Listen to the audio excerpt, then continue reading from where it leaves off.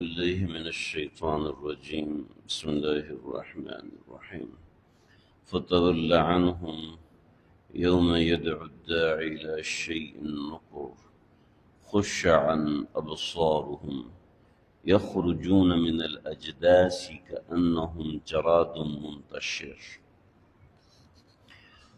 سورة القمر آیت نمبر 6 اور اس کے بعد کا مضمون۔ اصل میں یہاں آیت نمبر 4 سے جو مضمون چل رہا ہے، اللہ رب العزت نے اوپر معجزے کی بات کی، یہاں انذار کی بات کی، یعنی ما فوق الفطرت اور ما تحت الفطرت۔ ما فوق الفطرت اور ما تحت الفطرہ جتنی بھی چیزیں ہیں وہ سب اللہ کے اختیار میں ہیں۔ اوپر ما فوق الفطرت کی بات ہے، یعنی ان نیچرل قسم کی چیز، جیسے چاند کا ٹوٹ جانا اور پھر چاند کا دوبارہ جڑ جانا، اس کا ذکر ہے یہاں۔ وَلَقَدْ جَاءَهُم مِّنَ الْأَنبَاءِ مَا فِيهِ مُزْدَجَرٌ۔ وَلَقَدْ جَاءَهُم، بس ان کے پاس وہ آئے، من الانباء خبریں لے کر، نبا کہتے ہیں غیب کی خبروں کو، یعنی وہ چیزیں جو کہ آنکھوں سے نظر نہیں آ رہی مگر دلائل سے معلوم ہوتی ہیں۔ تو وَلَقَدْ جَاءَهُم مِّنَ الْأَنبَاء، غیب کی خبروں میں سے کچھ خبریں لے کر آئے۔ ما فیہ مزدجر، اس کے اندر ڈانٹ ڈپٹ تھی، سمجھایا گیا تھا، پرانی قوموں کے حالات و واقعات سنائے گئے تھے۔ جیسا کہ یہ صورت چونکہ پچھلی صورت سے جڑی ہوئی ہے تو اس کے اندر وہ واقعات آئے ہیں۔ حکمت بالغہ، مکمل حکمت کے ساتھ، مکمل سمجھداری کے ساتھ بات سمجھائی گئی۔ فما تغنی النذر، مگر ان کو کوئی فائدہ نہیں ہوا۔ نصیحت کتنی بھی اچھی ہو، اگر سننے والے کی نیت نہیں ہوتی تو اس کے اوپر اثر نہیں کرتی۔ تو سامع کو نیت اور تصحیح نیت کے ساتھ رہنا چاہیے۔ جب بھی کوئی نصیحت کی بات ہو تو اس کو نصیحت کے طور پر لینا چاہیے۔ ہمارے ہاں اس کا بڑا مسئلہ ہے، بہت بڑا مسئلہ ہے۔ بطور مثال نصیحت ہر بندہ ہی کر رہا ہوتا ہے، ہر بندے کا کام نہیں نصیحت کرنا۔ جب ہر بندہ ہی نصیحت کرنا شروع کر دیتا ہے تو اس کی ویلیو ختم ہو جاتی ہے۔ پھر ہر بندے کی بات میں ہم عام مزاج ہے، تلقی بالقبول، یعنی ایکسیپٹنس نہیں ہوتا، عام مزاج میں ایکسیپٹنس نہیں ہوتا۔ انسان مستقل شک میں مبتلا رہتے ہیں ہم لوگ، پتہ نہیں صحیح بات کر رہا ہے یا غلط بات کر رہا ہے، پتہ نہیں مستند ہے یا غیر مستند ہے۔ اور اس سے اگلی بات یہ ہے کہ انسان اس نصیحت پر عمل کرنے کی بجائے اس میں طرح طرح کی چیزیں سوچنا شروع کر دیتا ہے۔ ہمارے استاد محترم کے پاس ایک طالب علم آئے، آج آپ نے حدیث پڑھائی ہے کہ جس شخص نے 2 رکعت نماز ایسے پڑھی کہ دنیا کا کوئی خیال اس میں اس نے نہیں لایا، تو جب وہ سلام پھیرتا ہے تو اس کے سارے گناہ معاف ہو جاتے ہیں۔ طالب علم آیا، کہنے لگا اس سے جی ایسے ممکن کیسے؟ انسان کا دماغ ہے تو ممکن ہی نہیں ہے۔ تو یہ ایک اشکال۔ تو سید نے فرمایا کہ دیکھو یہی تو بات ہے، ہم نے کبھی ایسی نماز پڑھنے کی کوشش ہی نہیں کی، اور اشکال ہم پہلے کر دیتے ہیں کیسے ممکن کیسے۔ فرمایا میاں سچ بتاؤ، پھر پوری درسگاہ سے مخاطب ہوئے کہ مولویوں سچ بتاؤ، کبھی ایسی نماز پڑھنے کی کوشش کی ہے تم لوگوں نے؟ تو کوشش کیا ہے، اس کی تدبیریں سمجھو، نماز میں خشوع کیسے آتا ہے، خضوع کیسے آتا ہے۔ تو اس نصیحت کی باریکیوں میں لگ جاتے ہیں، عمل کرنے والے لوگ بہت تھوڑے ہوتے ہیں۔ تو حکمت بالغۃ فما تغنی النذر، نصیحت اس وقت اثر کرتی ہے جب انسان اس نیت سے نصیحت کو سنے کہ مجھے اس سے فائدہ اٹھانا ہے۔ ان فی ذلک لذکر لمن کان لہ قلب او القی السمع وهو شہید، جس کے پاس دل ہے قبول کرنے والا۔ پتھر پہ پانی ڈالو وہ جذب نہیں کرتا، سپنج پہ پانی ڈالو پانی غائب ہو جائے گا تو وہ جذب کر لے گا۔ اپنے دل کو سپنج بنا کے نصیحت سنیں گے تو اس کا اثر ہوگا، اور دل کو پتھر بنا کے سنیں گے تو قرآن جیسے کلام کا میٹھا اور لذیذ پانی بھی اثر نہیں کرے گا۔ تو حکمت بالغۃ، مکمل حکمت کے ساتھ نصیحت پہنچائی گئی۔ فما تغنی النذر، مگر ان لوگوں کو اس نصیحت کا کوئی فائدہ نہیں ہوا۔ اور جن لوگوں کو نصیحت کا فائدہ نہ ہو ان کو بار بار نصیحت کرنے کی ضرورت بھی نہیں ہے۔ حضرت حسن بصری رحمۃ اللہ تعالی علیہ کے پاس ایک خاتون آئی کہ میرا بچہ باپ کے پیسے کی وجہ سے بگڑ چکا ہے، آپ آئیے اور آپ ان کو نصیحت فرمائیے۔ حضرت اپنی ساری مصروفیت چھوڑی اور پھر وہاں پہنچے، ان کو نصیحت فرمائی۔ اس نے نصیحت کے اوپر اعتراض کرنا شروع کر دیے۔ حضرت اٹھ کے چلے گئے۔ دوسری مرتبہ پھر والدہ نے کہا کہ آپ آئیے نصیحت فرمائی۔ حضرت نے نصیحت فرمائی مگر اس نے پھر اعتراض کرنا شروع کر دیا۔ حضرت کو سمجھ میں آ گیا کہ نصیحت کی قبولیت اس کے دل سے واپس کھینچ لی گئی ہے۔ اگلی مرتبہ ماں نے بلایا مگر حضرت تشریف نہیں لائے۔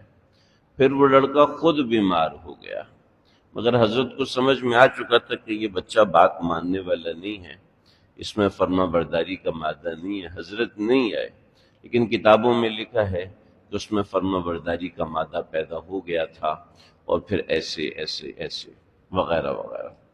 یہاں حضرات فقہا نے مسئلہ لکھا ہے کہ جہاں ناصح کو، جہاں نصیحت کرنے والے کو سمجھ آ جائے کہ میری نصیحت سے بجائے فائدے کے نقصان ہوگا تو اس وقت اس کو نصیحت نہیں کرنی چاہیے۔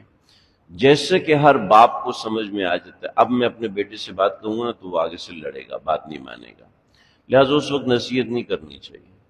عام طور پر ماں باپ غصے میں نصیحت کر رہے ہوتے ہیں، یہ غلط کرتے ہیں، ایسے موقع پہ نصیحت نہیں کرنی چاہیے۔ عام طور پہ ماں باپ جب دکھی ہو جاتے ہیں پھر نصیحت کرتے ہیں، ایسے موقع پہ نصیحت نہیں کرنی چاہیے۔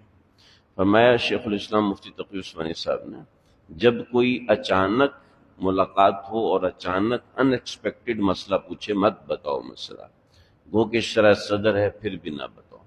بہت زیادہ خوشی کا موقع ہے تب بھی کوئی مسئلہ پوچھے تو نہ بتاؤ، کوئی نصیحت کی بات پوچھ لو بتا دوں گا، لیکن خوشی کا موقع ہے اس میں رخصت اور گنجائش کی طرف دماغ جا رہا ہوتا ہے، تو طبعی عارضہ خوشی کا ہے تب بھی مسئلہ مت بتاؤ۔ ایسے ہی طبعی عارضہ غمی کا ہے اور دماغ پہ غم سوار ہے، اس وقت بھی مسئلہ نہ بتاؤ۔ خود حضرت نے فرمایا کہ میں مسجد سے ایک بار نکل رہا تھا تو کسی نے مجھ سے مسئلہ پوچھا، تو میں نے کہا جی آپ کی بیوی کو طلاق ہو گئی ہے۔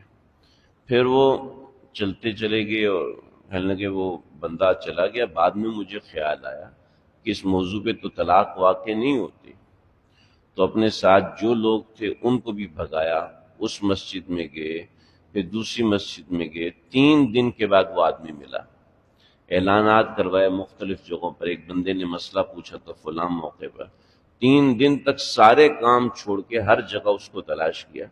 فرمایا کہ یہ نقصان ہو، اصول افتاء میں حضرت نے لکھا کہ ایسے موقع پہ نصیحت نہیں کرنی، مسئلہ نہیں بتانا چاہیے۔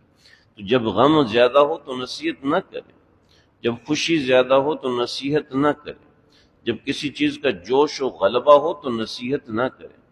گنگوئی رحمۃ اللہ، حضرت مولانا قاسم نانوتوی رحمۃ اللہ علیہ تقریر فرما رہے تھے، تو اس وقت جو ہمارے ہندوستان کے اندر ایک نئی جماعت نکلی تھی، اور وہ جو تھے مولانا قاسم نانوتوی رحمۃ اللہ علیہ، یہ دیوبندی ہے، ہم اہل سنت ہیں، اور یہ شخص جو ہے وہ گستاخ رسول ہے۔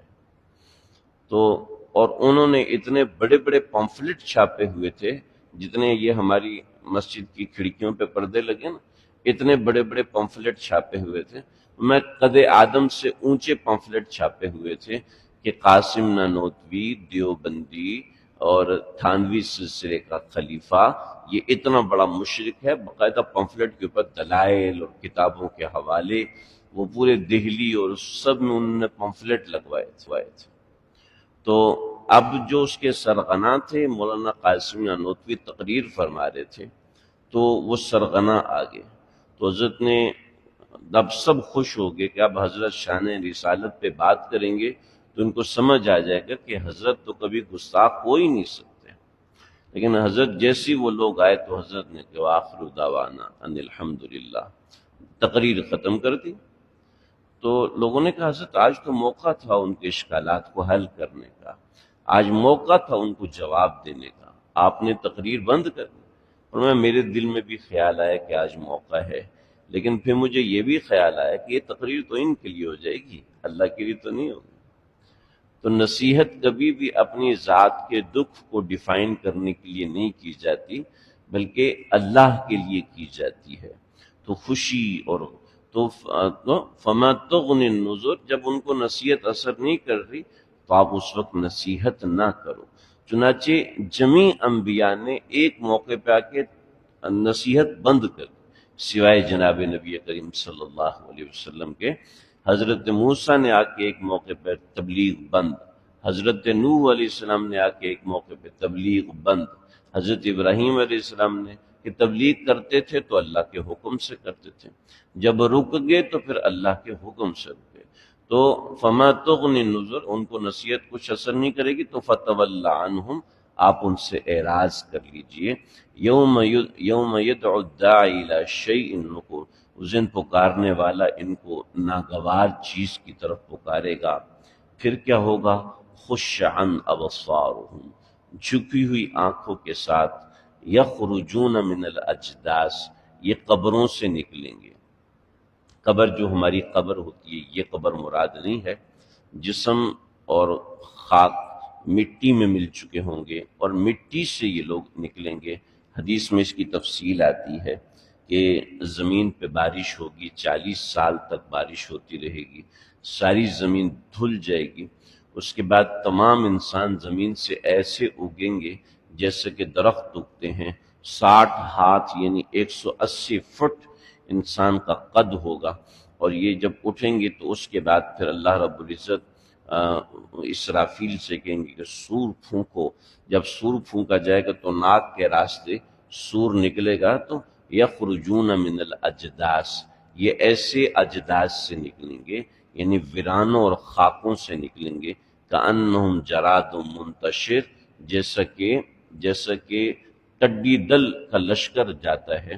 یہ ٹڈی دل بہت کثرت سے ہوتے ہیں، یعنی ایک ٹڈی کے اوپر 4 5 ٹڈیاں ہوتی ہیں اور وہ اچھل رہے ہوتے ہیں اور ایک دوسرے کے اوپر گر رہے ہوتے ہیں۔